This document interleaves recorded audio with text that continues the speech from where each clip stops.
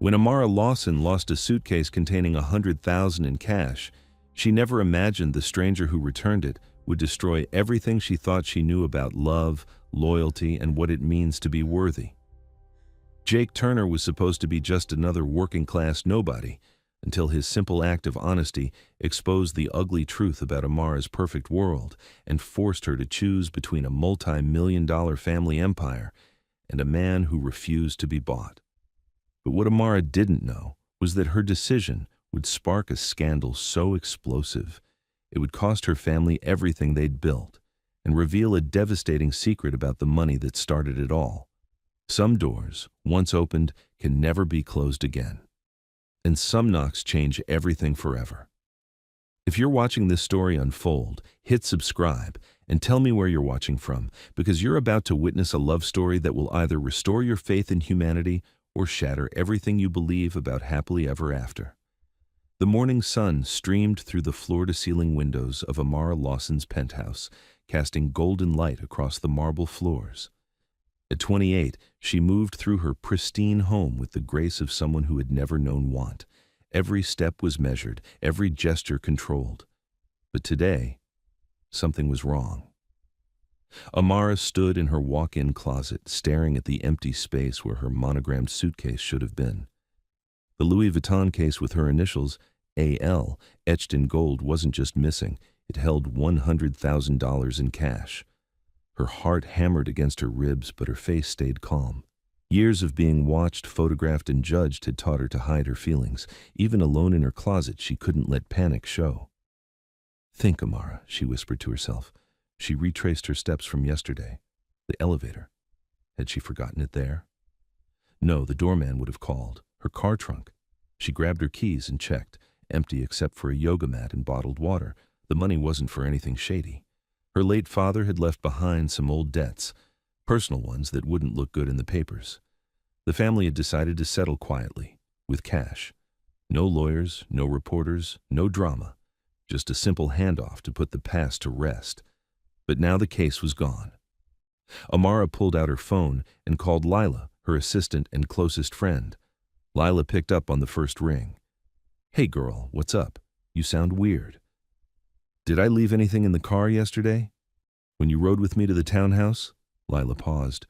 "No, why? What's missing?" "Just something important. Can you think of anywhere else we stopped?" "Well, there was that weird detour when Marcus called about the driver service. Remember? Your usual guy was sick, so they sent someone else. We rode in that big black SUV for like 20 minutes while your car was getting detailed." Amara's stomach dropped. She remembered now. The replacement driver had been polite but quiet. The SUV belonged to some garage that did contract work for the Lawson family's transportation service. Turner Auto, she thought. "Thanks, Lila. I'll call you back."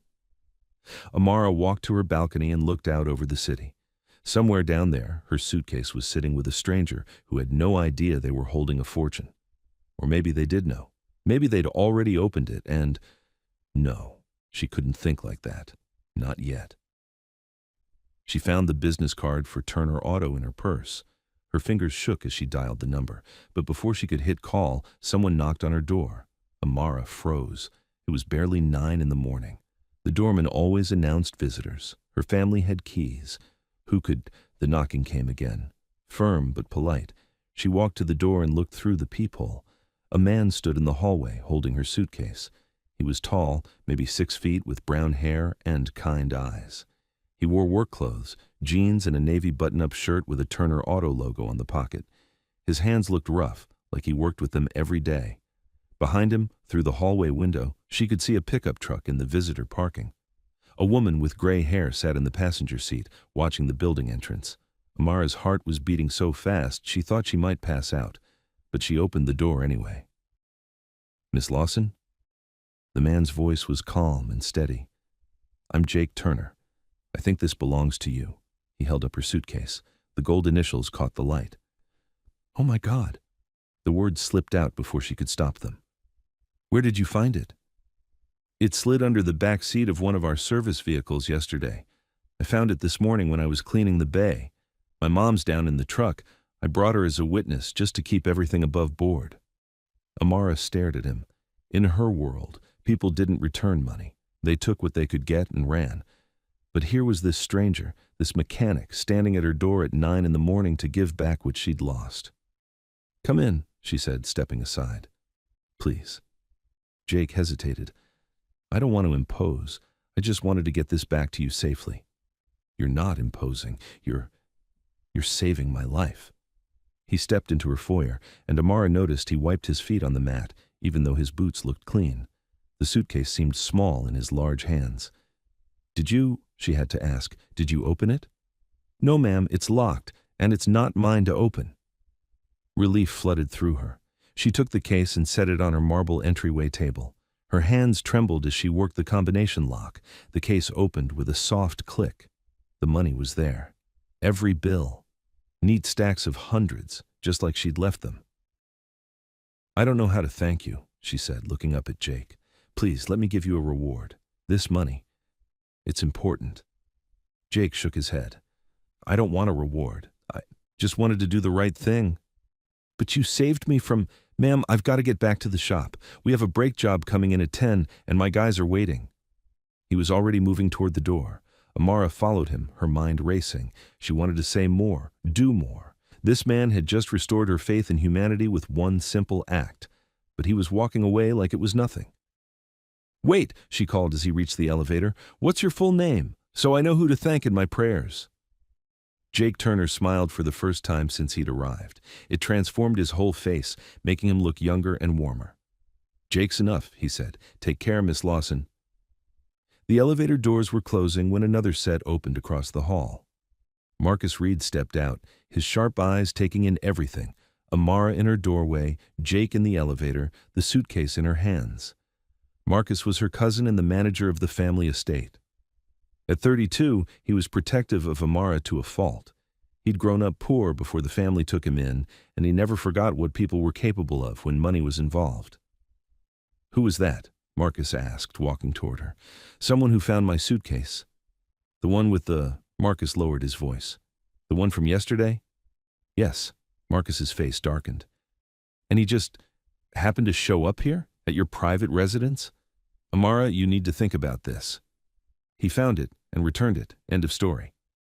"Is it? How do we know he didn't copy your address from some paperwork? How do we know this isn't some setup? Rich woman, naive enough to trust a random guy with a sob story?" Amara felt her temper rise. "It's not a sob story. He wouldn't even take a reward." "Of course he wouldn't. That would be too obvious. Now he's the honest hero, and you're grateful. Next he'll need help with a sick mother or a failing business or—" "Stop."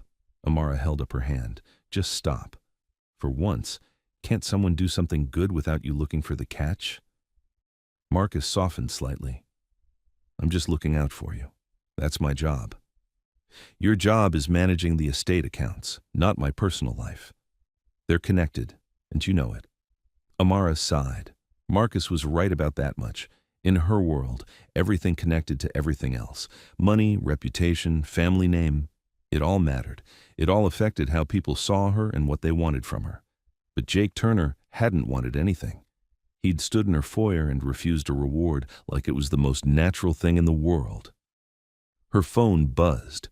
A text from her mother. "Lunch at 1. We need to talk about the Singapore deal." "I have to get ready," Amara told Marcus. "Can we discuss this later?" "Sure, but Amara, be careful. The world isn't as good as you want it to be." After Marcus left, Amara sat on her couch with the suitcase on her coffee table. She stared at the money that had caused her so much panic just an hour ago. Now it felt different. Not just because it was back, but because of how it had come back. Jake Turner could have kept it. He could have taken some and returned the rest, claiming that's how he found it. He could have demanded a reward or used it to get close to her family's money. Instead, he'd knocked on her door at 9 in the morning with his mother as a witness and walked away asking for nothing. Amara found herself smiling for the first time in days. Her phone buzzed again, a number she didn't recognize. "This is Jake Turner. Hope you don't mind. I got your number from our dispatch log. Just wanted to make sure you knew your car's detailed service is scheduled for Friday if you still want it." Amara stared at the text. He was reaching out, but for business, professional, appropriate. She texted back, "Thank you, and thank you again for this morning." I can't express how much it meant. His response came quickly. Anyone would have done the same. But that wasn't true, and they both knew it. Amara set her phone down and walked to her bedroom to get ready for lunch with her mother. As she pulled a dress from her closet, she caught sight of herself in the mirror. She looked the same as always, polished, put together, in control. But something had shifted inside her. For the first time in years, she'd met someone who didn't want anything from her, someone who'd done the right thing simply because it was right. She wondered what Jake Turner was doing now, probably under some car hood, fixing someone's brakes or changing their oil, using those strong, honest hands to solve problems and help people get where they needed to go. The thought made her smile again. Her mother's voice echoed in her head from a conversation they'd had weeks ago. "You're too trusting, Amara, too willing to see the best in people. In our position, that's dangerous." Maybe it was, but today, her trust had been rewarded. Today, she'd learned that good people still existed in the world. She just hoped the world wouldn't find a way to complicate that simple truth. As Amara got dressed for lunch, she didn't know that across town at Turner Auto, Jake was thinking about her too. He was thinking about the way her face had lit up when she saw the suitcase, the way she'd offered him a reward not because she had to, but because she wanted to share her relief. He'd grown up in a world where people held tight to what they had, where kindness was rare and trust was earned slowly. But Amara Lawson had invited him into her home after knowing him for 30 seconds. She'd been grateful, not suspicious. Jake wiped his hands on a shop rag and got back to work. He had cars to fix and a business to run, but he couldn't shake the image of her smile or the sound of her voice saying his name. He didn't know that his simple act of honesty was about to change both their lives in ways neither of them could imagine. Downtown, in her penthouse, Amara was getting the same feeling. She stood at her window, looking out over the city, and wondered if she'd ever see Jake Turner again. She hoped she would, but she also hoped that when she did, the world wouldn't get in the way of whatever was starting to grow between them. In her experience, the world usually did. 3 hours later, Amara sat across from her mother at Le Bernardin, picking at her salad and half listening to Vivian Lawson discuss quarterly projections. At 55, Vivian was still stunning, elegant in the way that money and good genes made possible. Her silver hair was styled in a perfect bob, and her navy suit probably cost more than most people's cars. "Are you listening to me?" Vivian asked, setting down her water glass. "Of course, Mother. Singapore, quarterly reports. Very important." Vivian's eyes narrowed. "What's gotten into you today? You seem different."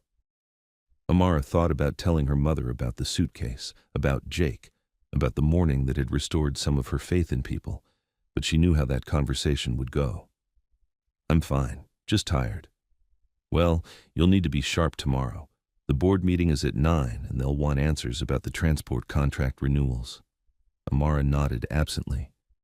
The transport contracts. That's how Jake Turner had ended up with her suitcase in the first place.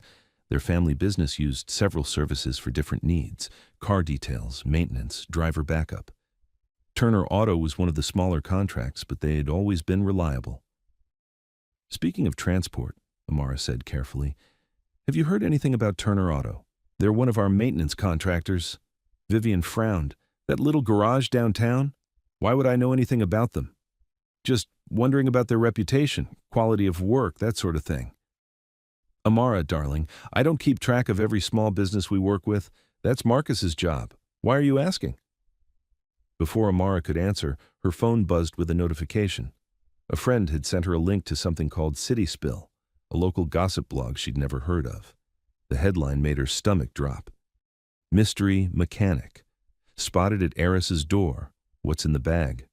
Below, it was a grainy photo of her and Jake in her building's doorway. The angle made it look intimate, like they were sharing a secret. The suitcase in her hands was clearly visible. "Oh no," Amara breathed. "What is it?" Vivian leaned forward. Amara turned the phone screen toward her mother. Vivian's expression went from curious to furious in half a second. "Amara Elizabeth Lawson, what is this?" "It's not what it looks like. It looks like you're conducting some kind of business with a maintenance worker at your front door, in your pajamas." Amara looked at the photo again. She wasn't in pajamas. She was wearing yoga pants and an oversized sweater, but she could see how it might look casual, unprofessional. Someone returned something that I lost. That's all. Something worth photographing and posting online? Vivian's voice was getting that edge it got when the family reputation was at stake. Amara, I need you to explain this right now. So, Amara explained. The missing suitcase, the money, Jake's honesty, his refusal to take a reward. She tried to make it sound simple, matter of fact, but Vivian's expression didn't soften. $100,000, Vivian repeated slowly. In cash. And this mechanic just returned it? Yes. And you didn't think to mention this before now? I was handling it. Handling it? Amara, this is exactly the kind of situation that can spiral out of control. What if he tells people about the money? What if he starts making demands? He won't. You didn't see him, Mother. He's not like that. Vivian laughed, but there was no humor in it. Darling, you have no idea what he's like. You met him once for 5 minutes. People do incredible things when enough money is involved. Amara's phone buzzed again. Another friend, another link. The city spill story was spreading. We need to get ahead of this, Vivian said, pulling out her own phone. I'm calling our publicist. No. Amara grabbed her mother's wrist. No publicists, no statements, no making this bigger than it is. Amara, be reasonable. If we don't control the narrative, there is no narrative. A man found my lost property and returned it. The end. Vivian stared at her daughter for a long moment. You like him. It wasn't a question. I don't know him well enough to like him. But you want to. Amara felt heat rise in her cheeks. I think he's a good person. That's rare these days. Good person or not, he's now connected to our family in a very public way. That makes him our responsibility. Our responsibility how? We need to find out who he is. Background check. Financial history. Make sure he's not going to become a problem. Absolutely not. Amara stood up from the table. We're not investigating a man whose only crime was being honest. Sit down, Vivian said sharply. People are staring. Amara looked around the restaurant. A few other diners had indeed turned their way. She sat back down but kept her voice firm. Promise me you won't run a background check on Jake Turner. I can't promise that. Then we have a problem. Vivian sighed. Amara, I understand you want to believe the best about people. It's one of your most admirable qualities, but it's also one of your most dangerous ones. So I should assume everyone who's kind to me is lying. You should assume that everyone who approaches you has an agenda, because in our world they usually do. Amara's phone buzzed a third time. This time it was a text from Marcus. We need to talk. Now. She showed her mother the screen. Go, Vivian said. But Amara, be very careful about your next steps. This story is out there now. Whatever you do, people will be watching. Amara found Marcus waiting in the lobby of her building, pacing. Like a caged animal, his usually perfect hair was disheveled and his tie was loose. Tell me you've seen the blog, he said without preamble. I've seen it. And? And what? Someone took a photo. It happens. Marcus pulled out his tablet and showed her the screen. The city spill story had been shared 43 times in the last hour. The comments section was already filling up with speculation. Rich girl buying something off the books? Probably drug money, lol. That guy's cute, though. Good for her. Fake story for attention. Nobody returns that much cash. It's getting worse, Marcus said. Someone posted it to Twitter. It's starting to trend locally. Amara felt sick. This was exactly what she'd been afraid of when she first realized the suitcase was missing. Not losing the money, losing control of the story. What do you want me to do, Marcus? I can't unreturn the suitcase. You can distance yourself from this Jake Turner guy. Make it clear that he's just a service provider, nothing more. He is just a service provider. Then why do you look upset about cutting ties with him? Amara didn't have an answer for that. Or rather, she did, but she didn't want to admit it to Marcus. The truth was, she couldn't stop thinking about Jake's smile when he'd told her his name was enough, about the way he'd wiped his feet before entering her home, about the quiet certainty in his voice when he'd said anyone would have done the same thing. She wanted to see him again, not because of the money or the suitcase or any business reason. She wanted to see him because in 5 minutes of conversation, he'd made her feel more herself than she had in months. I want to thank him properly, she said finally. He did something incredibly decent, and I want him to know it mattered. Marcus's expression softened slightly. Okay, send him a nice card, a fruit basket, something professional. What if I want to take him to coffee? Amara. What if I want to ask him about that convertible Dad left in the townhouse garage? Jake's a mechanic. Maybe he could look at it. That's different. That's business. Right, business. But even as she said it, Amara knew it wasn't really about business. The convertible had been sitting in the garage for 3 years. If she'd wanted it fixed, she could have called any number of high-end restoration shops. She wanted to call Jake Turner because she wanted to see him again. She wanted to hear his voice and see if his eyes really were as kind as she remembered. Just be careful, Marcus said. This photo has people talking. If you're seen together again... What? What's the worst that could happen? Marcus looked at her like she was being naive, which maybe she was. The worst that could happen is people start to believe there's more to the story, that this wasn't just a random good deed, that there's something between you two. And that would be bad because he's a mechanic and you're an heiress. Because people love a scandal. Because once the rumor mill starts churning, it's almost impossible to stop. Amara knew he was right. She'd grown up watching other wealthy families deal with gossip and speculation.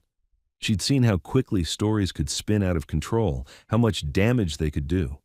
But she'd also grown up feeling isolated and protected to the point of loneliness. For once, she'd met someone who seemed real and honest and unimpressed by her money. She didn't want to lose that because of a badly timed photograph. I'm going to call him, she decided. I'm going to ask about the car. Amara. It's business, Marcus. You said yourself that would be different. Marcus nodded reluctantly. Okay, but keep it professional, and maybe meet at the garage, not at your place. Deal. As Marcus walked away, Amara pulled out her phone and stared at Jake Turner's number. Her thumb hovered over the call button. She thought about her mother's warning, about Marcus's concern, about the photo that was probably still spreading across social media. Then she thought about Jake's honest eyes and his refusal to take a reward. She pressed call. He answered on the second ring. Turner Auto, this is Jake.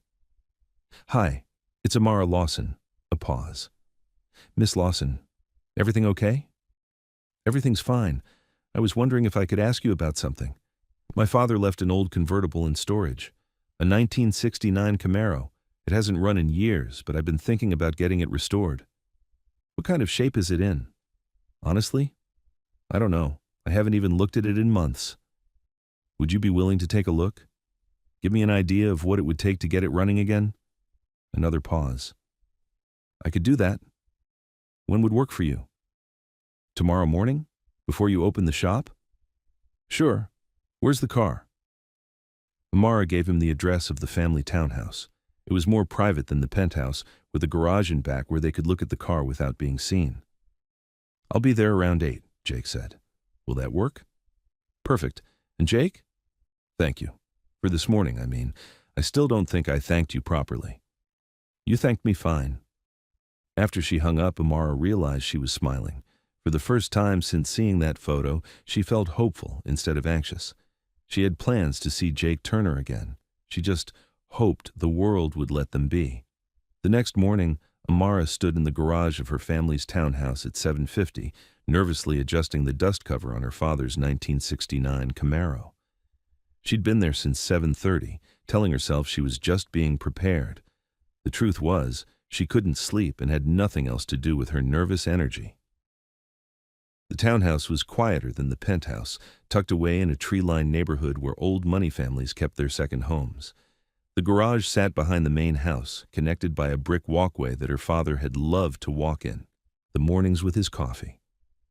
Amara pulled the cover back completely, revealing the cherry-red convertible underneath. Even covered in 3 years of dust, it was beautiful. The chrome still gleamed, and the leather seats, though cracked, held their rich chocolate color. Her father had bought it the year she was born, calling it his midlife crisis car. But he'd loved it genuinely, taking her for drives on Sunday afternoons when she was little. She could still remember the feeling of wind in her hair and her father singing off-key to the radio. After he died, the car had felt too painful to deal with, too full of memories. But looking at it now, she felt something different. Not just sadness, but hope. Maybe it was time to bring something beautiful back to life. A gentle knock on the garage door interrupted her thoughts. "Miss Lawson, it's Jake Turner." Amara's heart skipped. She smoothed her jeans. She deliberately dressed casually today and opened the door. Jake stood there in clean work clothes, carrying a toolbox that looked well-used but well-maintained.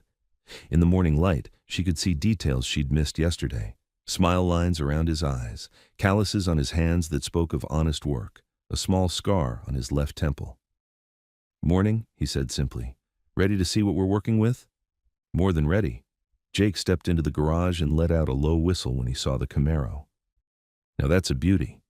Your dad had good taste." "He loved this car. I haven't been able to bring myself to start it since he passed." Jake's expression softened. "When did you lose him?" 3 years ago. Heart attack. Very sudden." "I'm sorry." Jake set down his toolbox and approached the car like he was greeting an old friend. "Mind if I take a look under the hood?" "Please." Jake popped the hood and leaned in, his hands gentle as they checked belts and hoses. Amara found herself watching the concentration on his face, the way he touched each part with respect. "Well, the good news is she's in better shape than I expected," Jake said after a few minutes. "Somebody took care of her. The bad news is she's definitely going to need some work. When's the last time she ran?" "The week before Dad died. He took her out for one last drive." Jake nodded. "Okay. I'm seeing some obvious things. Battery's dead, probably need new fluids, definitely new spark plugs. The tires are flat, but they look salvageable. Question is, how much do you want to put into her?" "Whatever it takes. I want her running like she used to." "That could be a significant investment." Amara looked at him steadily. "Mr. Turner, money isn't the issue. The question is whether you're willing to take on the project." Jake straightened up, wiping his hands on a rag from his toolbox. "I'd be honored to work on her, but I want to be upfront. This isn't going to be a quick fix. We're talking weeks, maybe months, depending on what we find when we dig deeper." "I have time." "And you're okay with me working here? In your family's garage?" Amara hadn't thought about that. Most restoration shops would want the car towed to their location, but the idea of Jake working here, in the space where her father had tinkered with the engine on weekends, felt right. "I'd prefer it, actually. This is where the car belongs." Jake smiled, that real, transformative smile she remembered from yesterday. "Then let's bring her back to life." They spent the next hour going over the car in detail. Jake explained what each problem meant, what it would cost to fix, how long it would take. He never talked down to her or assumed she didn't want the technical details. When she asked questions, he answered them thoroughly. "You know cars," he said at one point, sounding impressed. "My dad taught me. He said a woman should never be helpless with a broken-down car." Smart man. As they worked, Amara found herself relaxing in a way she hadn't in months. There was something peaceful about Jake's presence, something that made her feel like she could be herself instead of the perfect heiress everyone expected. "Can I ask you something?" she said as Jake checked the brake lines. "Why did you really come to my door yesterday? I mean, you could have called the building management or had your secretary handle it. Why make the trip yourself?" Jake was quiet for a moment, focused on his inspection. "Honestly, because it was important. $100,000. That's not something you leave with a stranger or handle through intermediaries. And bringing my mom as a witness just made sense. Protects both of us. Your mom seems sweet. I saw her waiting in the truck. Maggie's the best. Raised me by herself after my dad died when I was 12. She's been working double shifts as a nurse's aide for years to help me keep the shop running." Amara heard the love and respect in his voice. That must have been hard, building a business while she was working so much. "It was, but we made it work. She taught me that honest work is nothing to be ashamed of, no matter what other people might think." There was something in the way he said it that made Amara wonder if he was thinking about their situation, about the difference in their backgrounds. "Jake," she said carefully, "about that photo online." His hand stilled on the brake line. "Yeah, I saw it. My buddy Diego showed me this morning." "Are you worried about it affecting your business?" Jake straightened up and looked at her directly. "Are you worried about it affecting your reputation?" "I asked first." He smiled slightly. Fair enough. Honestly, I don't know. Most of my customers have been with me for years. They know who I am. But new customers might see that picture and get the wrong idea. What's the wrong idea? That I'm some kind of opportunist, that I'm using you somehow. Amara felt a flash of anger, not at Jake, but at the world that would automatically assume the worst about a good man's motives. That's ridiculous. Maybe. But people believe what they want to believe. Well, I don't care what people think. Jake gave her a look that was both gentle and skeptical. Miss Lawson, with respect, you're not some regular person. You can't just not care what people think. It affects your family, your business, probably people who work for you. He was right, and they both knew it. But Amara didn't want to think about that right now. Right now, she wanted to focus on the car and the man who was helping her bring it back to life. Let's just take this one day at a time, she said. Can you come back tomorrow? If you want me to. I want you to. Jake packed up his tools and made a list of parts he'd need to order. As he prepared to leave, Amara found herself not wanting him to go. Jake, would you like some coffee? I could make some. He hesitated. I should probably get to the shop. Diego's opening for me, but I like to be there by 10. Right, of course. But maybe, would you want to stop by the shop later? You could see where we'll be ordering the parts from, meet the team that'll be helping with the restoration. Amara's heart lifted. I'd like that. Around 3? Things are usually quiet then. Perfect. After Jake left, Amara sat in the driver's seat of the Camaro and tried to imagine it running again. The leather was cracked, but still soft. The steering wheel fit perfectly in her hands. She could almost hear her father's voice, singing along to classic rock and telling her stories about his own teenage adventures. Her phone buzzed. A text from Lila. Girl, you need to see this. Cityspill posted a follow-up.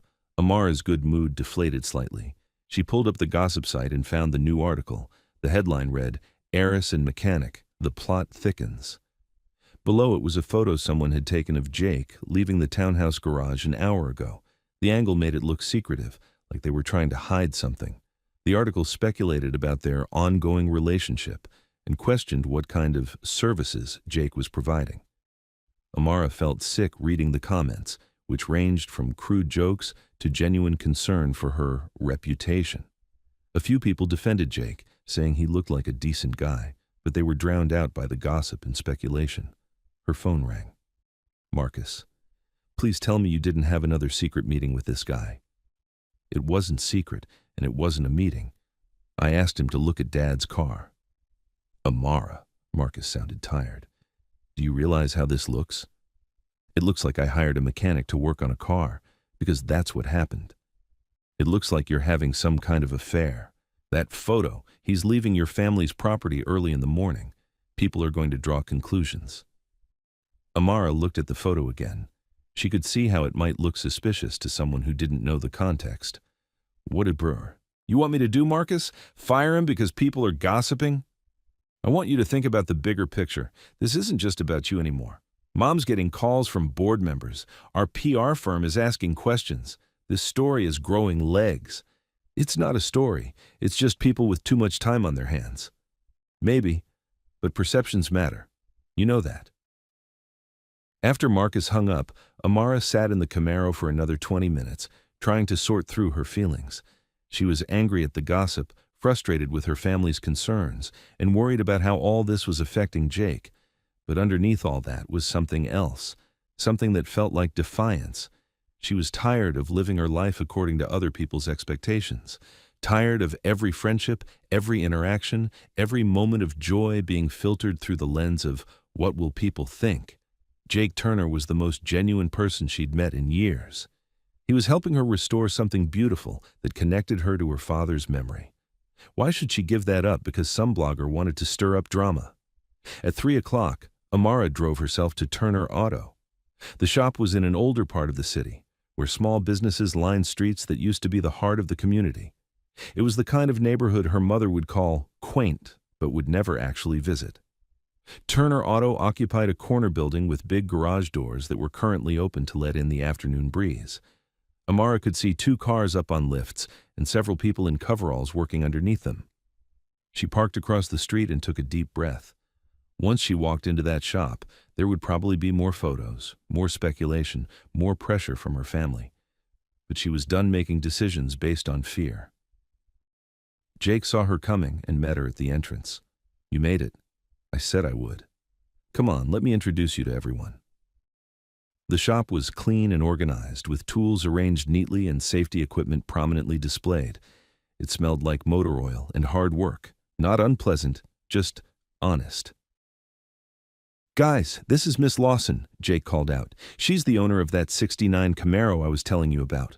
A woman with short gray hair and grease-stained coveralls came over, wiping her hands on a rag. "Tasha Williams, service manager. That's a beautiful car you've got." Jake showed us some photos. "Thank you. I'm Amara. Nice to meet you." Tasha's handshake was firm and direct. "We don't get to work on many classics around here. It'll be a treat."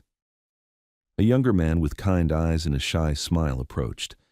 "Diego Martinez. I do most of the electrical work. If you need the radio or anything like that restored, I'm your guy."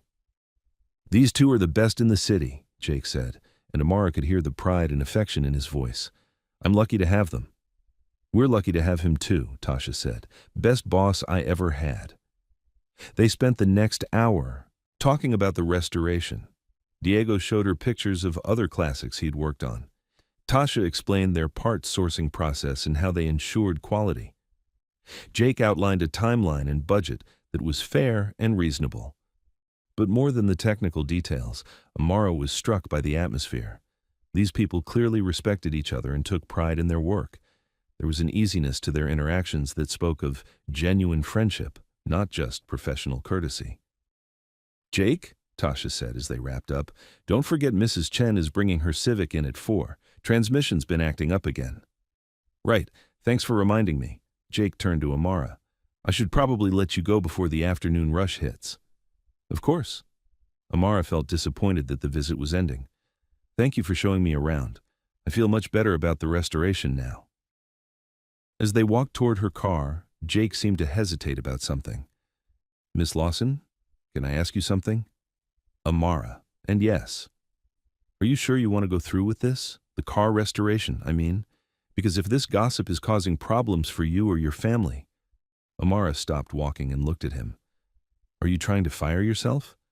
"I'm trying to give you an easy way out if you need one." "I don't need a way out, do you?" Jake smiled. "No, ma'am. I'm looking forward to bringing that Camaro back to life." "Good. Then I'll see you tomorrow morning." As Amara drove home, she realized she was smiling despite everything. The visit to the shop had reminded her why she'd been drawn to Jake in the first place. He was real in a way that most people in her life weren't. He cared about doing good work and treating people fairly. He was building something meaningful with his own hands. Her phone buzzed with a text from an unknown number. "Saw you at the garage today. Looked cozy. How much are you paying him for car repairs?" Amara deleted the text without responding. Let people talk. Let them speculate. Let them take their photos and post their gossip. For the first time in her life, she was going to follow her heart instead of her reputation. She just hoped Jake would be willing to take that journey with her. The next morning brought both good news and bad news. The good news was that Jake arrived at the townhouse garage with a box of new parts and an infectious enthusiasm for the work ahead. The bad news was that Mr. Harlan, the SUV owner, had called Turner Auto 3 times since yesterday, each time more agitated about his car being connected to some scandal. "He's threatening to write bad reviews," Jake told Amara as he unpacked spark plugs. "Says his reputation is being damaged by association." "That's ridiculous. You found my suitcase in his car. That's not his fault or yours." "Try explaining that to an angry customer." Amara watched Jake's face as he organized his tools. She could see the worry there, the way his jaw tightened when he mentioned the threats. "Jake, let me call him. I'll explain what really happened." "No." Jake's response was quick and firm. "I appreciate the offer, but I need to handle my own business problems." "But I'm the reason he's upset. It's not fair for you to—" "Miss Lawson, Amara, I appreciate everything you're trying to do, but I can't have you fighting my battles for me. That's not who I am." There was something in his voice that told her this was important to him, not just practically, but personally. Jake Turner was a man who took care of his own problems. Okay, she said, but if there's anything I can do, just let me work on your car. That's all I need. They settled into a comfortable rhythm. Jake worked on the engine while Amara cleaned the interior, and they talked easily about everything and nothing. Jake told her about growing up in the neighborhood, about learning to work on cars from his uncle, who'd owned a shop before Turner Auto. Amara shared memories of her father, of Sunday drives and classic rock sing-alongs. Around mid-morning, Jake's phone rang. He looked at the caller ID and frowned. I should take this. It might be about the parts order. But when he answered, Amara could hear an angry voice on the other end. Jake walked to the far corner of the garage, but in the enclosed space, she couldn't help but overhear. Mr. Harlan, I understand your concerns. No, sir, there's nothing inappropriate happening. She's a customer, just like you. I know about the photos, but the conversation went on for several minutes, with Jake's voice staying calm and professional while the other man's got louder and more demanding. Finally, Jake hung up and stood with his back to her for a moment, shoulders tense. Everything okay? Amara asked quietly.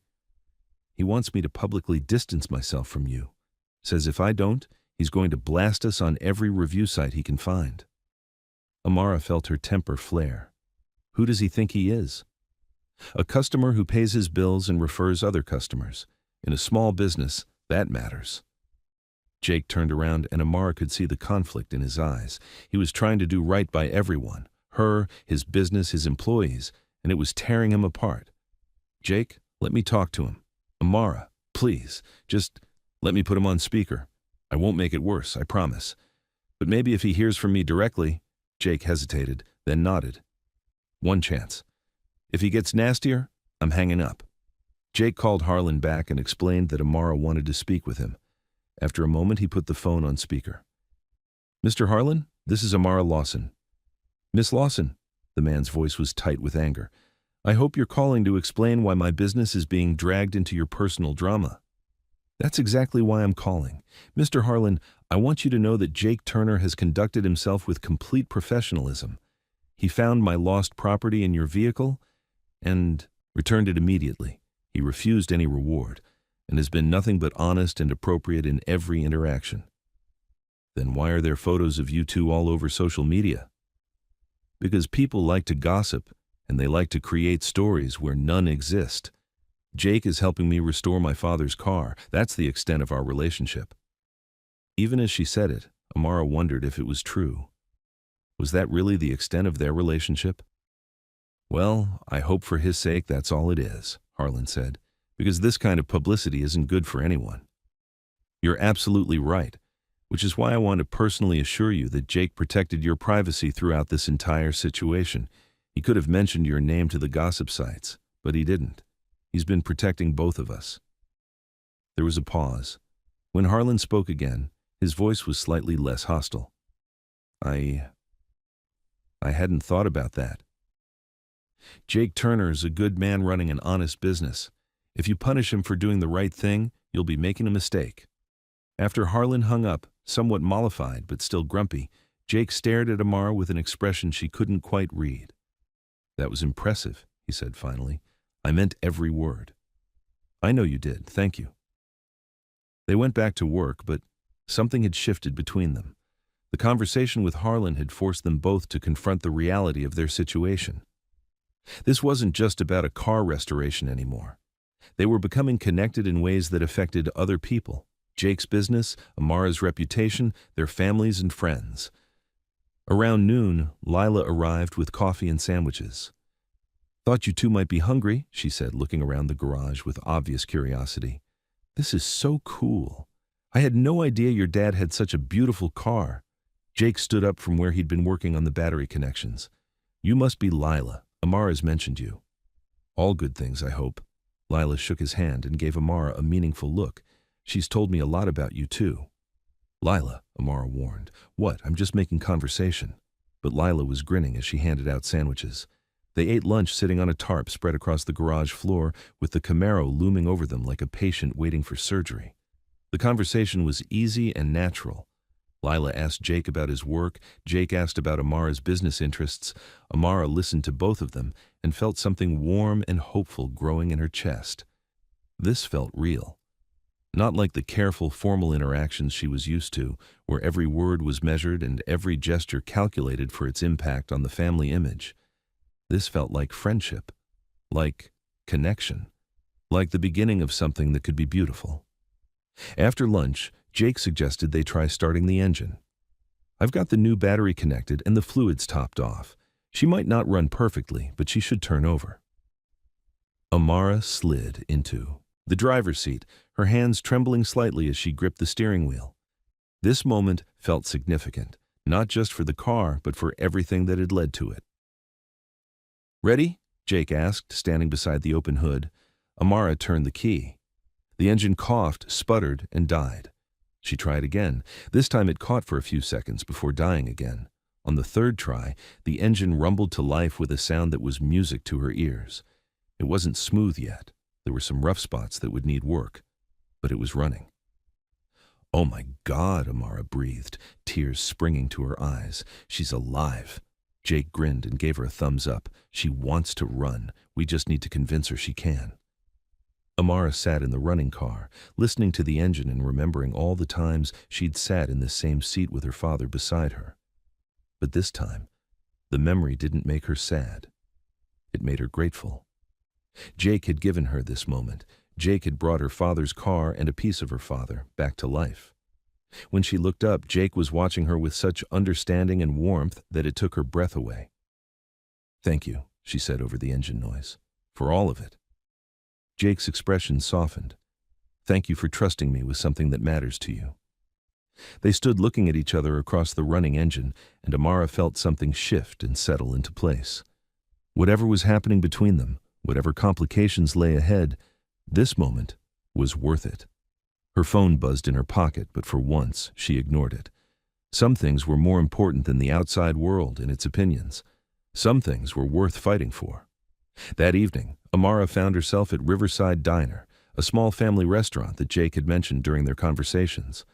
She hadn't planned to come here. She'd been driving aimlessly after leaving the garage, thinking about the day and the way Jake had looked at her when the car started. The diner was exactly what she'd expected from Jake's description.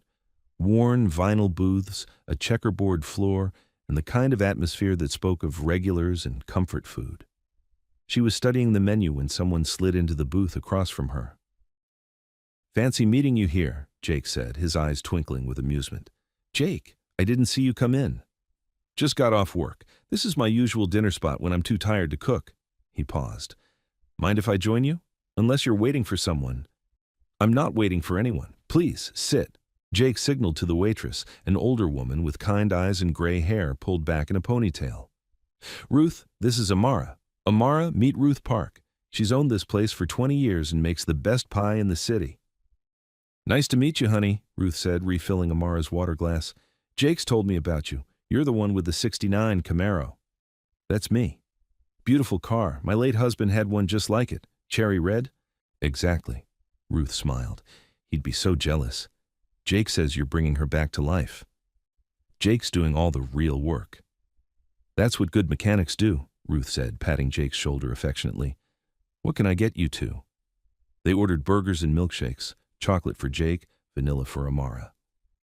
As Ruth walked away, Amara looked around the diner with genuine curiosity. "How long have you been coming here?" "Since I was a kid. My mom used to bring me here after doctor's appointments. Ruth always remembered how I liked my burger. No pickles, extra cheese." "That's sweet." "Ruth's good people. She knows everybody's story, but she doesn't judge. That's rare." As if summoned by his words, Amara's phone lit up with notifications, text messages, missed calls, social media alerts. She glanced at the screen, and her heart sank. Another City Spill post. This time the headline read, "Heiress and mechanic heat things up. New photos show intimate moments." Below, it was a collage of photos taken throughout the day. Amara laughing in the garage, Jake's hand on her shoulder as he showed her something under the hood, the two of them sitting close together during lunch with Lila. And finally, a shot of them looking at each other across the running engine, a moment that had felt private and meaningful, now displayed for public consumption. "What is it?" Jake asked, seeing her face. Amara turned the phone toward him. Jake's expression grew serious as he read the article. Intimate moments, he read aloud. That's quite a stretch. Jake, I'm so sorry. I don't know how they keep getting these photos. Someone's following us or paying people to watch and report back. The thought made Amara feel sick. This is my fault. If I hadn't asked you to work on the car… Hey, Jake reached across the table and touched her hand gently. This isn't your fault. You didn't ask for this attention. But it's affecting your business, your life. Let me worry about that. Ruth arrived with their food, but the mood had shifted. Amara picked at her burger while Jake ate steadily, both of them processing the implications of the latest gossip. Can I ask you something? Amara said finally. Sure. Do you regret it, returning the suitcase? Because if you just left it with building management or called the police, then you might never have gotten it back safely, and I'd never have met you. Jake looked at her directly. No, I don't regret it. Even though it's causing you problems? Even though. They finished their meal mostly in comfortable silence, but Amara could feel the weight of unspoken things between them. As they prepared to leave, Jake walked her to her car. Amara, he said as she unlocked her door. Tomorrow's Friday. Why don't you take the weekend off from the garage? Let things cool down a little. Amara felt a flash of panic. Are you saying you don't want to work on the car anymore? I'm saying maybe we both need some space to think. This is getting complicated fast. I don't want space. I want to see the car running properly. I want to take that test drive you mentioned. Jake smiled at her determination. Okay, but let's be smart about it. No more photos, no more gossip. Just you, me, and a car that needs fixing. Deal. But as Amara drove home, she couldn't shake the feeling that the gossip and photos were the least of their problems. The real problem was that every moment she spent with Jake made her care about him more, made her want things she wasn't sure she could have. Her phone rang as she pulled into her building's parking garage. Her mother's name appeared on the screen. Amara, we need to talk. Hello to you too, Mother. I've been getting calls all day. Board members, family friends, business associates, everyone wants to know about these photos. What photos? Amara asked, though she knew exactly which ones. Don't play dumb with me. This mechanic situation is getting out of hand. His name is Jake Turner, and he's helping me restore Dad's car. That's not out of hand. That's normal. Normal people don't have their car repairs photographed and posted online. Normal people don't have gossip bloggers following them around either. Vivian sighed. Amara, I'm not trying to be difficult, but you have to understand how this looks. The intimate photos, the secret meetings, the money that started all of this. There's nothing intimate about working on a car engine. The photos suggest otherwise. Amara closed her eyes and leaned back against her car seat. What do you want me to do, Mother? I want you to think carefully about whether this friendship is worth the damage it's causing to our family's reputation. And if I decide it is, a pause. Then I hope you know what you're doing. Because once the rumor mill starts spinning, it's very hard to stop.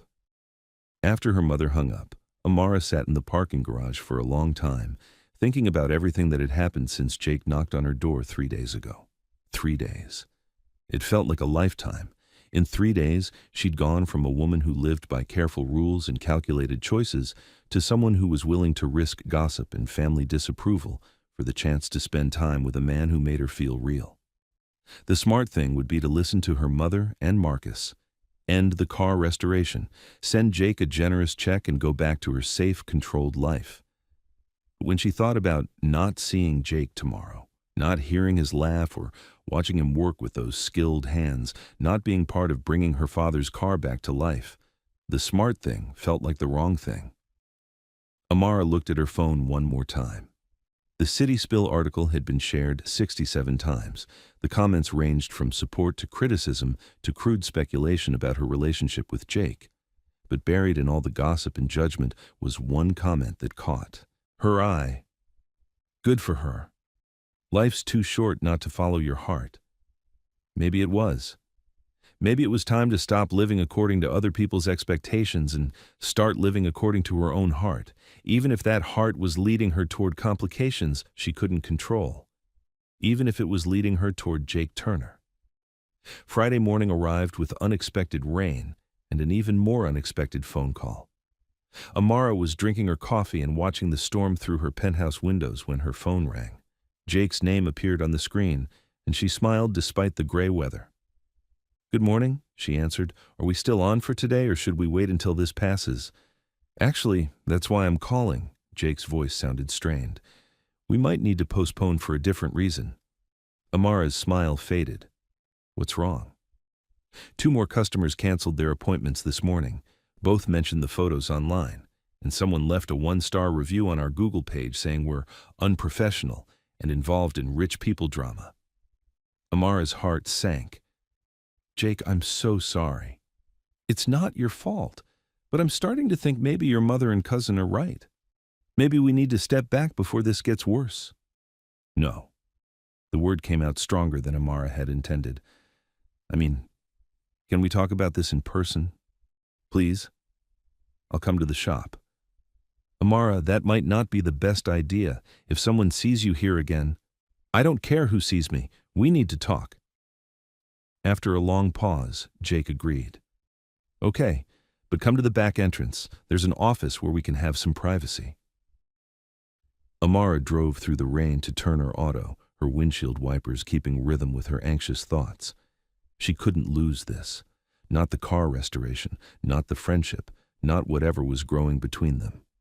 She wouldn't let gossip and small-minded people take away something good.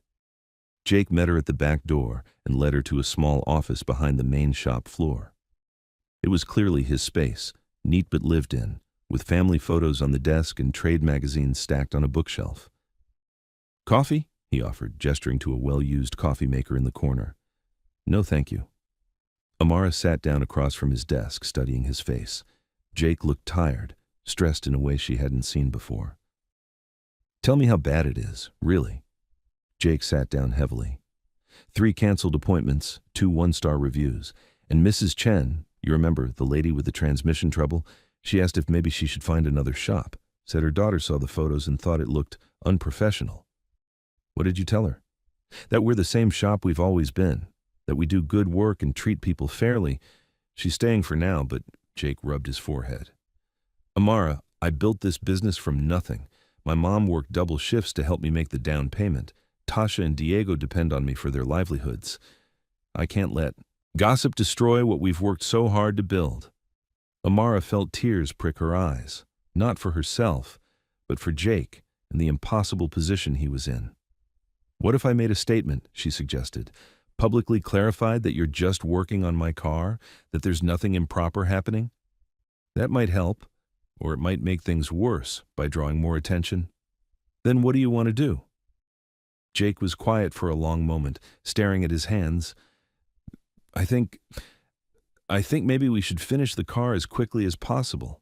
Keep it professional. No more lunches, no more personal conversations, just business." Amara's chest tightened. "Is that what you want?" "It's what makes sense." "That's not what I asked." Jake looked up and met her eyes. "No, it's not what I want. But sometimes what we want and what we can have are different things." The honesty in his voice broke something open in Amara's chest. All the careful control she'd maintained for days crumbled. "I don't want different things," she said quietly.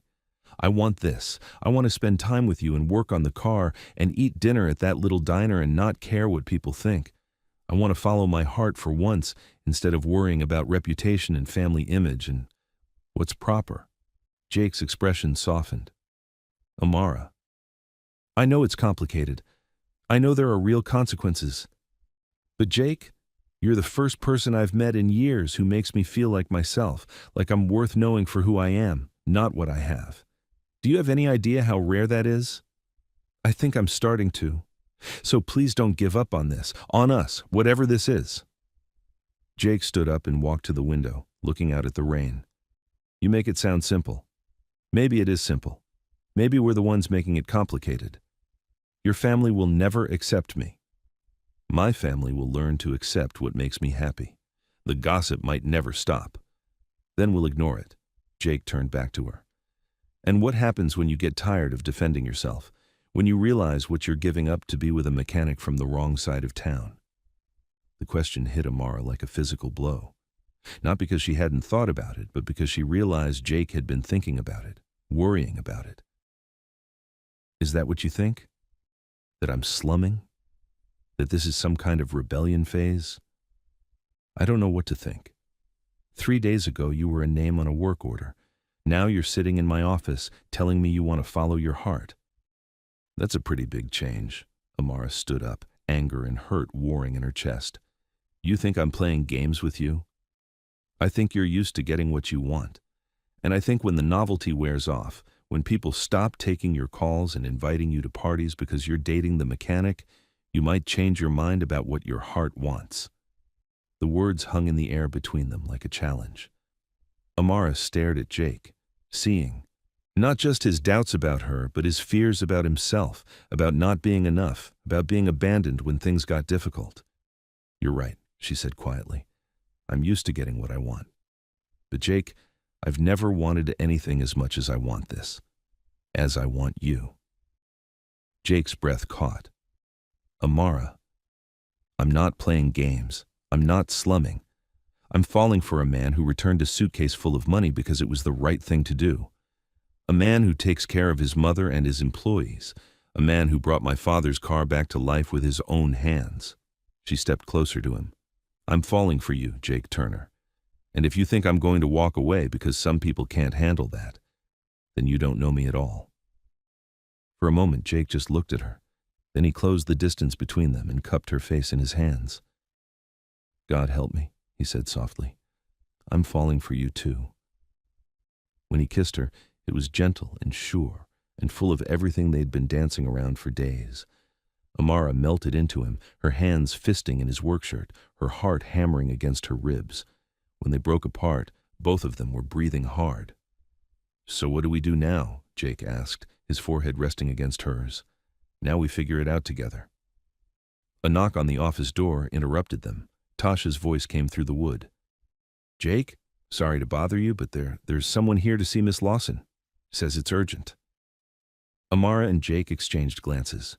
Through the office's small window, they could see a familiar figure in an expensive coat standing near the shop's entrance. Marcus. How did he know I was here? Amara muttered. Probably had someone following you, Jake said grimly. Rich families do that sometimes when they're worried about scandal. Amara's anger flared. He had me followed? Go talk to him, Jake said. I'll finish up some paperwork and meet you at the car later, if you still want to work on it.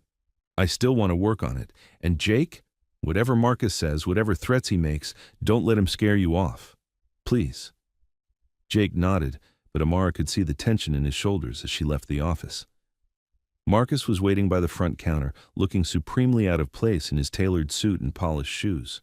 His expression was thunderous. What are you doing here, Marcus? Trying to save you from making the biggest mistake of your life.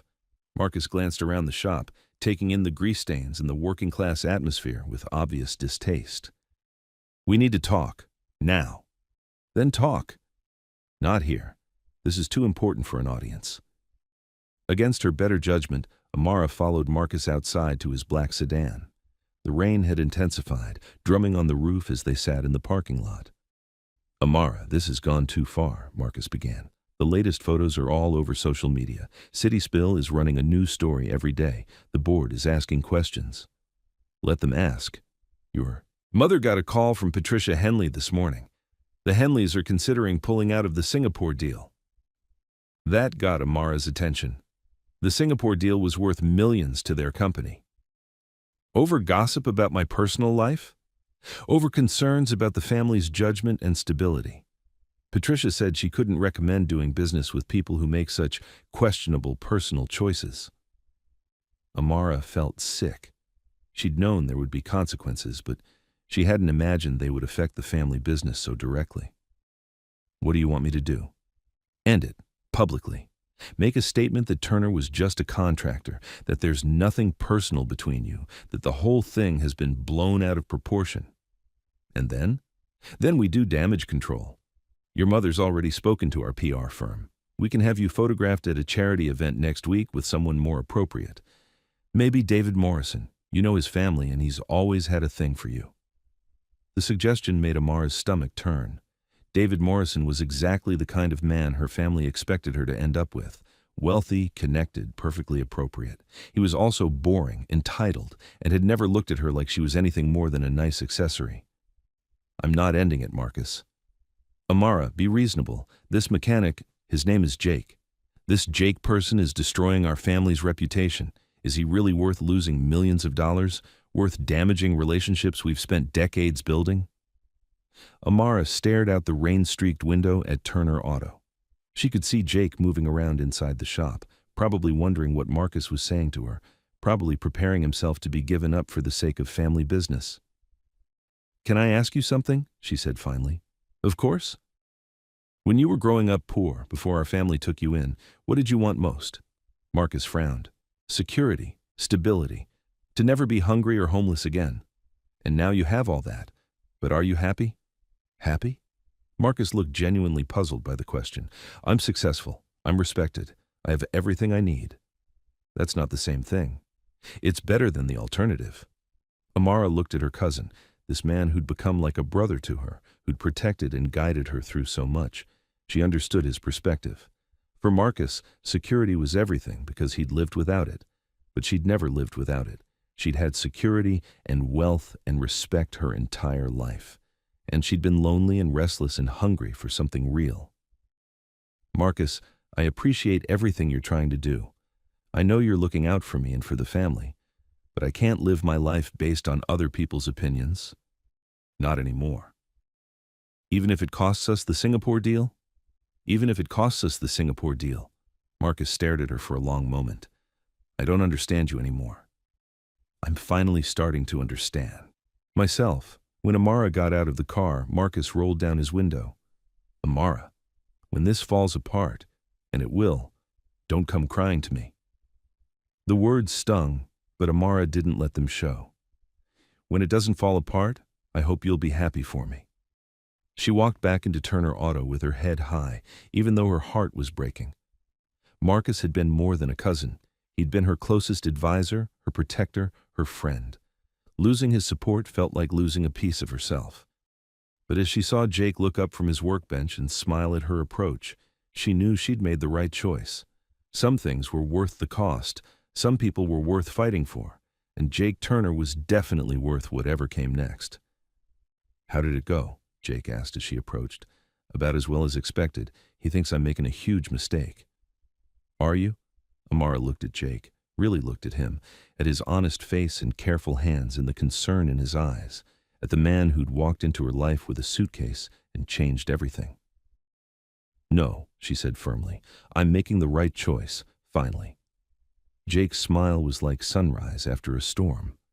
So, he said, wiping his hands on a rag, ready to take that test drive? 2 hours later, they were driving down River Road in the restored Camaro, the top down despite the earlier rain. The afternoon sun had broken through the clouds and the world smelled fresh and clean. The car ran beautifully. Jake had worked magic on the engine, and it purred like it had when Amara was a child. The radio played classic rock, just like her father used to love, and for the first time since he'd died, Amara felt connected to his memory in a joyful way. Pull over at the scenic overlook, Jake suggested. I want to check the engine temperature. Amara knew it was an excuse. The car was running perfectly, but she pulled into the small parking area anyway. The overlook provided a stunning view of the river and the city beyond. Jake popped the hood and made a show of checking various components while Amara sat on the car's hood, watching him work. There was something mesmerizing about his competence, the way he understood machinery and could coax it back to life. Jake? Thank you for all of this. The car, the honesty, everything. Jake closed the hood and leaned against it beside her. Thank you for trusting me. I know it hasn't been easy. The best things never are. They sat in comfortable silence for a while, watching the river flow below them. Amara's phone had been buzzing intermittently with calls and texts, but she'd turned off the sound.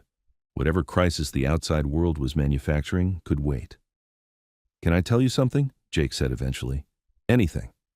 When I first saw you that morning, standing in your doorway in your pajamas— They weren't pajamas, Amara protested, laughing. When I first saw you, Jake continued, grinning, I thought you were the most beautiful woman I'd ever seen. But what struck me more was how relieved you looked, like you'd been holding your breath and could finally exhale. I had been holding my breath. I just didn't realize it until I could breathe again. Jake turned to face her fully. I need you to know something. Whatever happens with the gossip, whatever your family decides to do, whatever problems this causes for my business, I don't regret any of it. Meeting you, falling for you, having this time together, it's been worth everything. Amara felt tears well up in her eyes. Jake, I'm not saying it to be dramatic. I'm saying it because I want you to know that if things get too hard, if the pressure becomes too much, I'll understand if you need to walk away. I won't like it, but I'll understand. Amara slid off the hood and stood in front of him, placing her hands on his chest. I'm not walking away. I told you that. I know what you said, but I also know what kind of pressure you're under. The Singapore deal, your family's business, your reputation. How do you know about the Singapore deal? Jake looked uncomfortable. Your cousin mentioned it when he was explaining the situation to me. He talked to you? Amara felt her anger rising. When? While you were getting coffee from the machine. He made it very clear what continuing to see you would cost your family. And what did you tell him? That it was your choice to make, not mine or his. Amara stood on her tiptoes and kissed him, pouring all her gratitude and affection into the gesture. When they broke apart, both of them were smiling. I love that you understand it's my choice, she said. And I love that you're not trying to make the choice for me to protect me or the family business or anything else. I love that you're brave enough to make it. They were interrupted by the sound of Amara's phone ringing insistently from inside the car. She ignored it, but it started ringing again immediately. Maybe you should check it, Jake suggested. Might be important. Amara reluctantly retrieved her phone. Lila's name was on the screen, and she'd missed 6 calls from her in the last 20 minutes. I should take this, she told Jake. Lila doesn't panic easily. Amara, Lila's voice was breathless. Thank God you answered. Where are you? At the river with Jake. Why? You need to see the latest City Spill post, like, right now. Amara's stomach dropped. What now? Just pull it up. And Amara, maybe sit down first. With Jake looking over her shoulder, Amara opened the gossip site on her phone.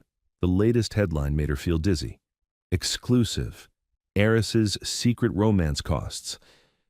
Family millions. Inside sources reveal Singapore deal collapse below. It was a photo of her and Marcus in his car earlier, clearly in heated discussion. The article claimed that family insiders had confirmed Amara's inappropriate relationship with Jake had caused a major business deal to fall through, costing the Lawson family upwards of $10 million. But worse than the headline was the comment section, which had exploded with criticism of Amara and, increasingly, of Jake. She's destroying her family's business for some random guy. He's obviously using her. Wake up, Princess Turner Auto is probably desperate for money. This is all a setup. Feel bad for her family having to deal with this drama. Oh, God, Amara breathed. Jake read over her shoulder, his expression growing darker with each comment. When he reached the ones questioning his motives, his whole body tensed. Jake, you know none of this is true, right? You know I don't believe any of these people? But Jake was already stepping away from her, running his hands through his hair. Maybe they're not wrong. What do you mean? Maybe I'm using you, not consciously, not deliberately, but Amara, look at what's happening. Your family's business is suffering. People are questioning your judgment. Your cousin thinks you've lost your mind. My cousin is wrong. Is he? Because from where I'm standing, it looks like I'm causing nothing but problems for you. You're not causing anything. Other people's small-minded reactions are causing problems. Jake paced to the edge of the overlook, staring down at the water. What if this is who I really am? What if I'm the kind of guy who returns a suitcase because he knows it'll get him close to a rich, beautiful woman? What if I've been lying to myself about my motives? Stop it. Amara's voice was sharp. Don't you dare let these people make you question who you are. I know who you are. You're the man who brought his mother as a witness. You're the man who refused a reward. You're the man who's worked his whole life to build something honest and good. Then why does everything I touch in your life turn to scandal? Amara felt something break inside her chest. Not her heart. That was still whole, still full of love for this man who was trying to sacrifice himself to save her. What broke was her patience with a world that couldn't see what she saw in Jake Turner. "Because this world is broken," she said fiercely. "Because people would rather tear down something beautiful than celebrate it. Because we live in a time when gossip matters more than truth and perception matters more than reality." Jake turned to look at her, and she saw the pain in his eyes. But maybe that's the reality we have to deal with. Maybe fighting it is just selfish. "Jake, look at me." Amara walked to him and took his hands in hers. "Look at me and tell me this feels selfish. Tell me that what we have is hurting anyone but people who choose to be hurt by it." Jake looked down at their joined hands. "It's hurting your family's business." The Singapore deal was never guaranteed. Patricia Henley has been looking for an excuse to back out for months because she's getting a better offer from someone else. She's just using this as her reason. "How do you know that?" "Because I know Patricia Henley. She's a businesswoman first and a gossip second. If our relationship was really the issue, she'd have called my mother privately to express concern. She wouldn't have leaked it to a blogger." Jake was quiet for a long moment, processing this. "You really think she was looking for an excuse?" "I know she was. Marcus knows it too, but he's scared and he's looking for someone to blame. It's easier to blame you than to admit we might have been outbid." "But what if you're wrong? What if I really am costing your family millions?" Amara stepped closer to him, close enough to see the flecks of gold in his brown eyes. "Then we'll figure it out together. But Jake, I need you to understand something. I would rather lose every business deal, every family relationship, every dollar in my bank account than lose what we have. Because what we have is real. And real is more valuable than anything else in my life." Jake searched her face, looking for doubt or hesitation. When he found none, his expression softened. "Are you sure?" "I've never been more sure of anything." Jake kissed her then, soft and sweet and full of relief. When they broke apart, Amara rested her forehead against his chest, listening to his heartbeat. "So what do we do now?" she asked. "Now we go back to town and face whatever comes next. Together." "Together," Amara agreed. As they drove back toward the city in her father's restored Camaro, Amara felt something settle into place inside her. For the first time in her life, she was choosing her own path instead of following the one others had laid out for her. It was terrifying and exhilarating and absolutely right. Whatever came next, she and Jake would face it together. And that was enough. That was everything. The next morning, Amara woke with the kind of clarity that comes after making a difficult but right decision. She'd spent the evening fielding angry calls from her mother and reading increasingly dramatic gossip articles, but underneath all the noise was a steady certainty. She was exactly where she wanted to be. That certainty wavered slightly when she arrived at Turner Auto at 9 and found a small crowd gathered outside.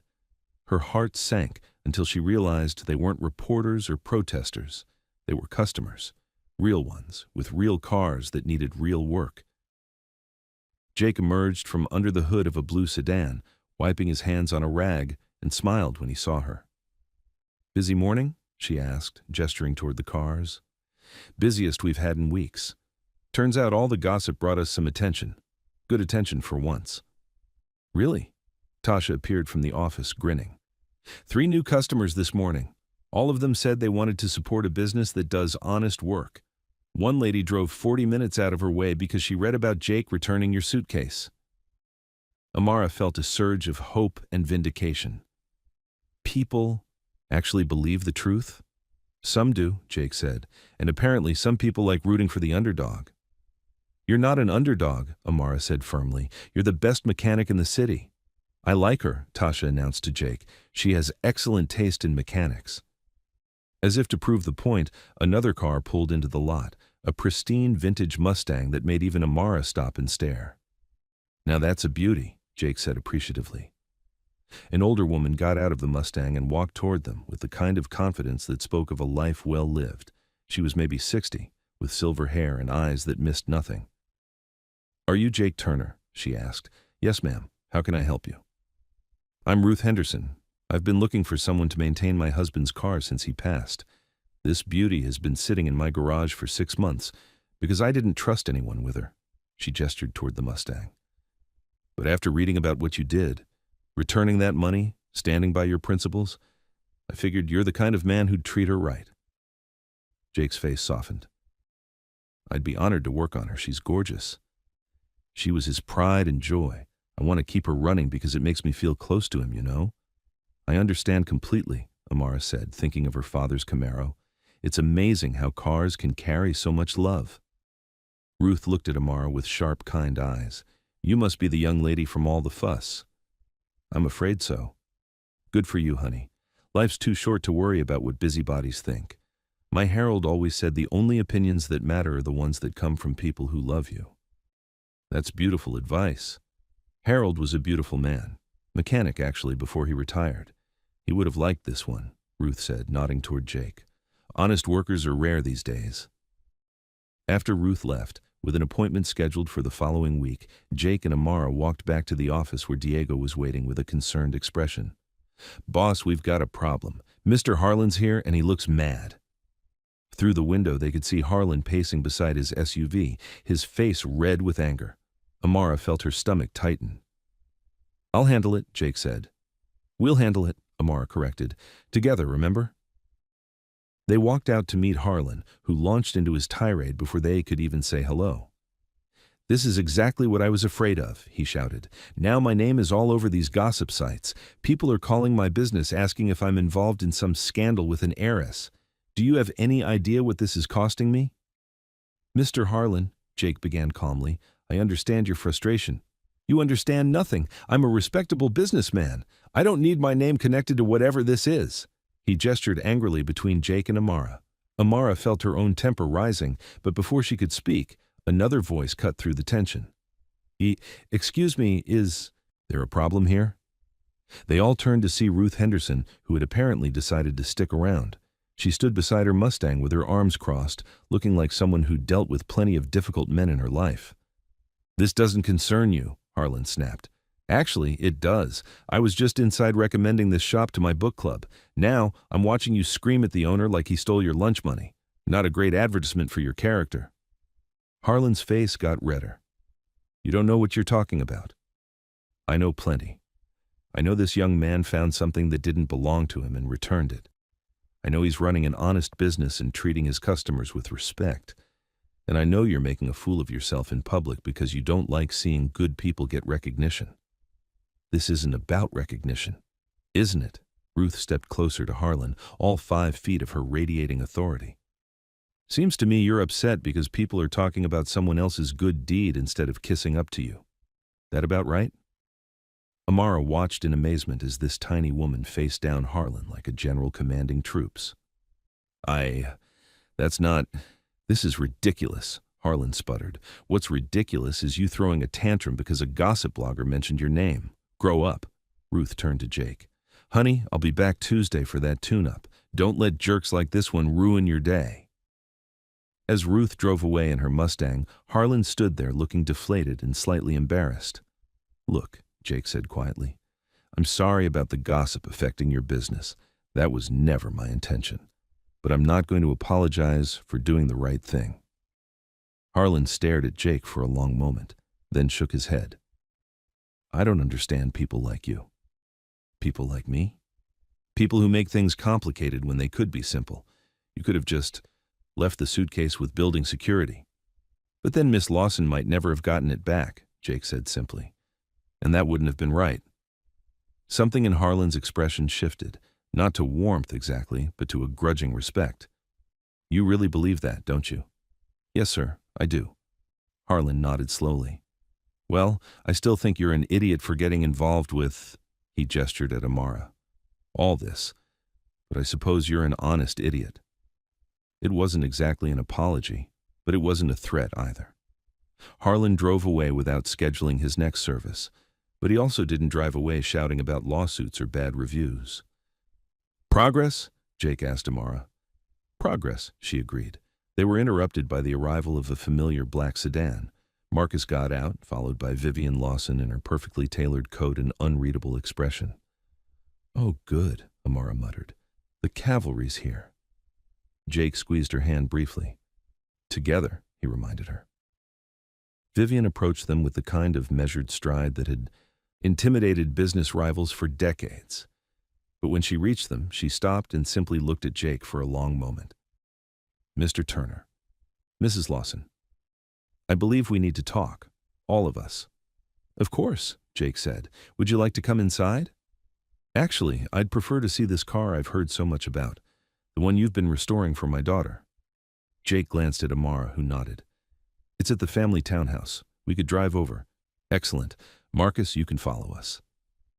The drive to the townhouse was tense, with Vivian sitting in the passenger seat of the Camaro while Jake drove, and Amara tried to read her mother's expression. But Vivian said nothing, just looked out the window with the kind of focus she usually reserved for contract negotiations. At the townhouse, Jake opened the garage to reveal the fully restored Camaro in all its cherry red glory. The car gleamed under the garage lights, looking exactly as it had in Amara's childhood memories. Vivian approached the car slowly, running her fingers along the chrome bumper. It's beautiful, she said quietly, exactly as Charles left it. Jake did all the work, Amara said. It took weeks, but he brought it back to life. Vivian walked around the car, examining Jake's craftsmanship. Show me what you did. For the next 20 minutes, Jake explained every detail of the restoration, what parts he'd replaced, what techniques he'd used, what challenges he'd overcome. Vivian asked technical questions that surprised both Jake and Amara with their sophistication. You know cars, Jake said admiringly. My father was a mechanic before he built the business that became our family's fortune, Vivian said. I grew up in garages like yours, Mr. Turner. I know good work when I see it. Marcus, who had been quietly observing, stepped forward. Mother Vivian, I don't think… Marcus. Vivian's voice carried the authority of someone accustomed to being obeyed. Why don't you wait in the car? After Marcus left, reluctantly, Vivian turned back to Jake and Amara. Mr. Turner, I owe you an apology. Ma'am? I've spent the last week assuming the worst about your intentions, assuming you were some kind of opportunist trying to take advantage of my daughter. Vivian gestured toward the restored car. But a man who would put this much care, this much love, into bringing something beautiful back to life, that's not an opportunist. That's a craftsman. Jake looked stunned. Thank you. That means a lot. Furthermore, Vivian continued, a man who would refuse a reward for returning $100,000 in cash, that's not someone motivated by money. That's someone motivated by principles. Mom, Amara said softly, I need you to know that Jake didn't pursue me. I pursued him. He's been nothing but honorable through all of this. I can see that. Vivian looked between them. I can also see that you care about each other. Real caring, not infatuation or rebellion. We do, Jake said simply. Then I have a proposition for you both.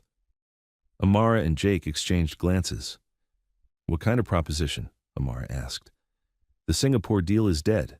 Patricia Henley was indeed looking for an excuse to back out. She got a better offer from a competitor 3 weeks ago. We were just too proud to admit it. Vivian smiled ruefully.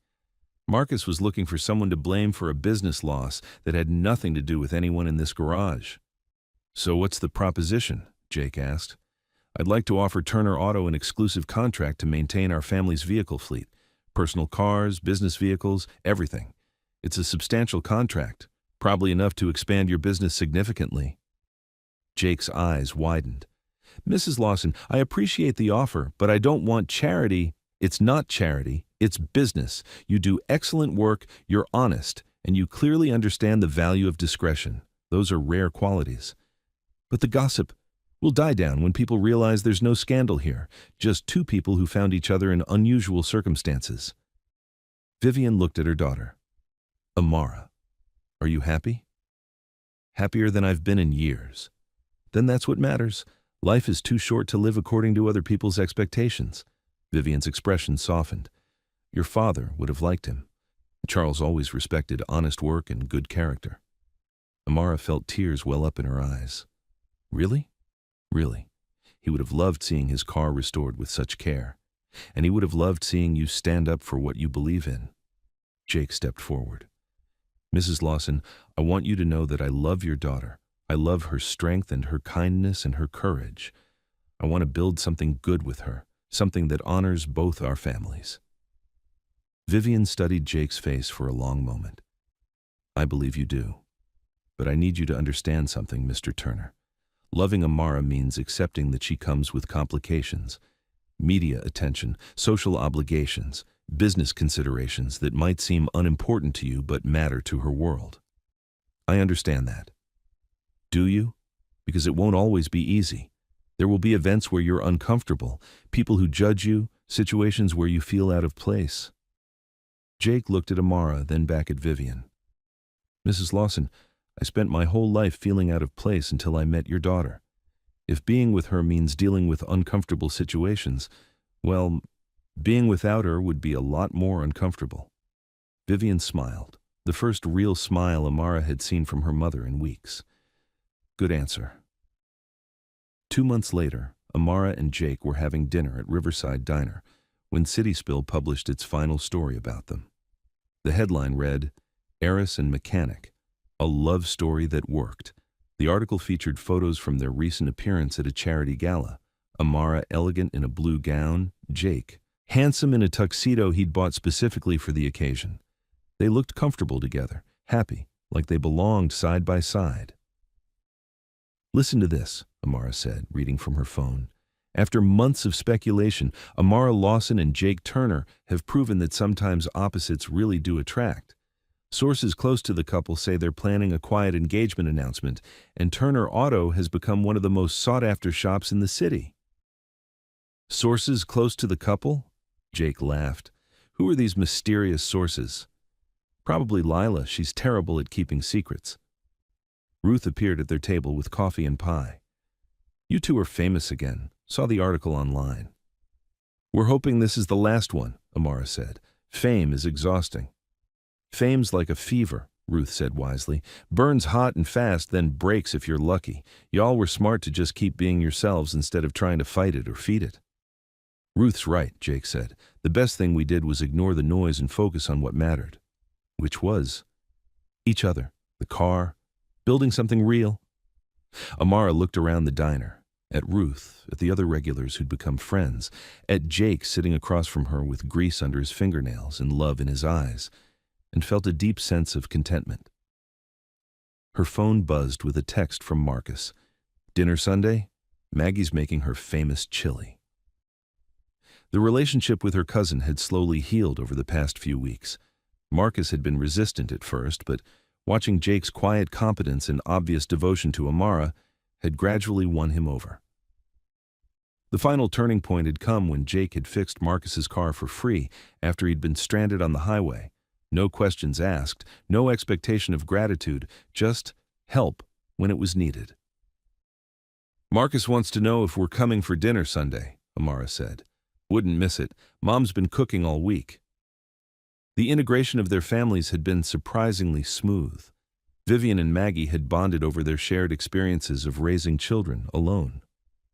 Marcus and Diego had discovered a mutual love of vintage motorcycles. Even Tasha had been recruited to help with the charity gala's car show, bringing her expertise to an event that had raised record funds. "Jake," Amara said as they prepared to leave the diner. "Yeah? Do you ever think about that morning when you knocked on my door? Wonder what would have happened if you'd just left the suitcase with building security?" Jake considered this seriously. "Sometimes. But then I remember what you said about your father, how he taught you that the right thing isn't always the easy thing. I think maybe I was meant to knock on that door. Maybe we were meant to find each other this way. Even with all the drama it caused. Especially because of the drama it caused. It tested us, made us figure out what we really wanted. Without that pressure, we might have taken the easy road and missed something amazing." Amara leaned across the table and kissed him softly. "I love you, Jake Turner." "I love you too, Amara Lawson." As they walked out of the diner, hand in hand, Amara caught their reflection in the window. A woman in designer jeans and a man in work clothes, looking like they belonged together despite coming from different worlds. Maybe that was the real truth about love, she thought. It wasn't about coming from the same place or wanting the same things. It was about choosing each other every day, building something beautiful together from whatever materials you had. Her father's Camaro was parked outside, gleaming under the streetlights. Jake had insisted on driving it tonight, saying the car needed to be used, not just admired. "Ready to go home?" he asked, opening her door. "Ready," she said, but as she slid into the passenger seat, she realized that home wasn't a place anymore. Home was wherever Jake was, whatever they were building together. The car started with the perfect purr Jake had coaxed from its engine. As they drove through the city streets, past Turner Auto and the townhouse and all the places where their story had unfolded, Amara felt the deep satisfaction of a life being lived authentically. She'd lost a suitcase and found something infinitely more valuable. She'd found love, real love, the kind worth fighting for. And as Jake's hand found hers across the center console, she knew they'd fight for it together for the rest of their lives. The gossip blogs would move on to other stories. The business deals would succeed or fail on their own merits. The world would keep spinning with all its complications and judgments. But here, in this car her father had loved, with this man who'd changed her life with one honest act, Amara had everything she needed. She had love. She had truth. She had Jake. And that was enough. That was everything. As they drove toward their shared future, the radio played classic rock, just like it always had. And Amara sang along softly, thinking her father would have approved of the song, the car, the man beside her, and the courage it had taken to choose her own path. Sometimes the best things in life came from the most unexpected places. Sometimes a knock on the door changed everything. And sometimes, if you were very lucky, love really was enough. 6 months later, the engagement party was held in the townhouse backyard under strings of lights that Lila had helped hang that morning. It wasn't the elaborate affair Vivian had initially planned. No ballroom, no society photographer, no 5-course meal. Instead, it was exactly what Amara and Jake had wanted. Family and friends gathered around picnic tables, eating Maggie's famous chili and Ruth's legendary pie. Jake's proposal had been as honest and direct as everything else about him. He'd taken Amara to the scenic overlook where they'd first kissed and simply said, "I want to spend my life loving you. Will you marry me?" The ring was vintage, something he'd found at an estate sale and had cleaned and polished until it sparkled like new. It wasn't the biggest diamond or the most expensive setting, but it was perfect, a testament to the kind of beauty that came from care and attention rather than price tags. Now, watching their families mingle in the backyard where her father had once gardened, Amara felt the deep contentment of a life well lived. Marcus was showing Diego photos of the motorcycle he was restoring. Vivian and Maggie were planning the wedding menu. Tasha was entertaining a group of cousins with stories from the shop. "Happy?" Jake asked, appearing at her elbow with 2 glasses of champagne. "Impossibly happy." "Good, because I have something for you." Jake handed her a small wrapped box. Inside was a key, brass and slightly worn, with a paper tag attached. "What's this?" "The key to the garage apartment above the shop. I've been fixing it up. Thought maybe you'd like to have a space there, somewhere to work on your writing, somewhere that's just yours, but still close to me." Amara had been talking about writing a book, something about her father's life and the lessons he'd taught her. Jake had listened to every word, encouraged every idea, made space for her dreams just as she'd made space for his. "Jake, this is perfect. There's one more thing." He led her to the garage where the Camaro sat under its custom cover, but tonight the cover was off and something new was attached to the dashboard. A small plaque, brass like the key, engraved with simple words, "In memory of Charles Lawson, who taught us that love is the best inheritance." Amara felt tears well up in her eyes. "Jake, your mom helped me with the wording. She thought your dad would like knowing that his car brought us together." He would. He really would. As they stood beside the car that had started it all, Amara thought about the strange chain of events that had led them here. A lost suitcase, an honest stranger, a choice to trust instead of fear. "No regrets?" Jake asked, reading her thoughts. "Not a single one. Even about the gossip, the drama, the Singapore deal. Especially about those things. They showed me what really matters." Jake pulled her into his arms. And what's that? This, you, us, building something real together no matter what the world thinks. As Jake kissed her in the garage where they'd first worked side by side, Amara heard the sounds of their families laughing in the backyard. Their families now, combined by choice and love and the simple decision to see the best in each other. The gossip blogs had moved on to other stories. The business was thriving. The love was growing stronger every day. Sometimes the best endings were really just beginnings. And sometimes, if you were brave enough to open the door when opportunity knocked, everything changed for the better. Outside in the backyard, someone started the music. Classic rock, her father's favorites, filling the night air with joy. Amara Lawson and Jake Turner danced in the garage beside a cherry-red Camaro, surrounded by family and love and the promise of all the beautiful, ordinary moments still to come. It was perfect. It was real. It was theirs. It was